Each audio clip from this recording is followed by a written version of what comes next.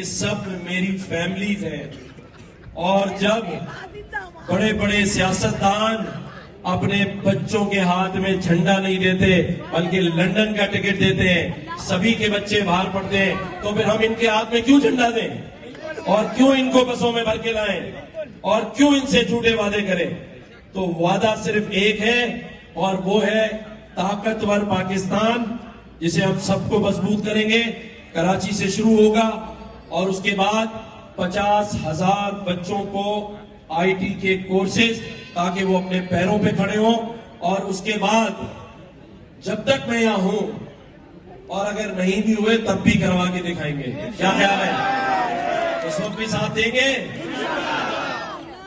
तो चले, बस मैंने बहुत बात कर ली। एक आखिरी बात कह के आपसे इजाजत चाहता हूं कि ये सब खत्म हुआ, गवर्नर हाउस के दरवाजे खुले रहते थे, अब जाहिर है ये दरवाजे बंद करेंगे तो करेंगे, क्योंकि फिर ये कहेंगे सिक्योरिटी का इशू है। तुम टेंशन नहीं लो। तो अब मैंने एक और काम सोचा है और वो ये कि गवर्नर हाउस के बाहर एक घंटी लगा दी जाए। क्या ख्याल है?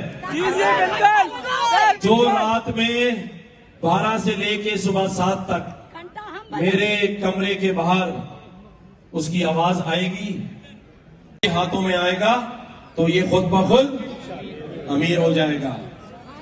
अच्छा, यहां सारे इतने लोग बैठे हैं, मैं सिर्फ 2 बात करूंगा, फिर मेरे इंतहाई जिसे दिलो जान से करीब मेरे दोस्त, मेरा भाई अमजद साबरी, जो हम सबको गमगीन और रोता छोड़ गया, उनके फर्जंद मुजद्दिद भाई, मेरा इनके साथ इनके वालिद की वजह से एक रूहानी रिश्ता भी है।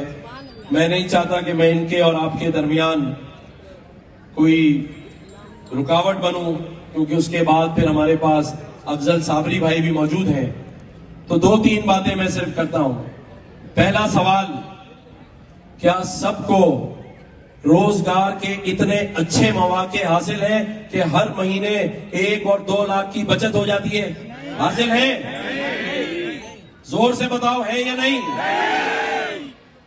आप चाहते हैं कि हर शख्स जो यहां बैठा हो वो हर महीने 2 से 3 लाख की बचत करे? अच्छा, मैंने सुना है सबके घर में गैस आ रही है। आ रही है? वाकई नहीं आ रही? अच्छा, जो 1 करोड़ नौकरियां मिली थी वो किस किस को मिली थी?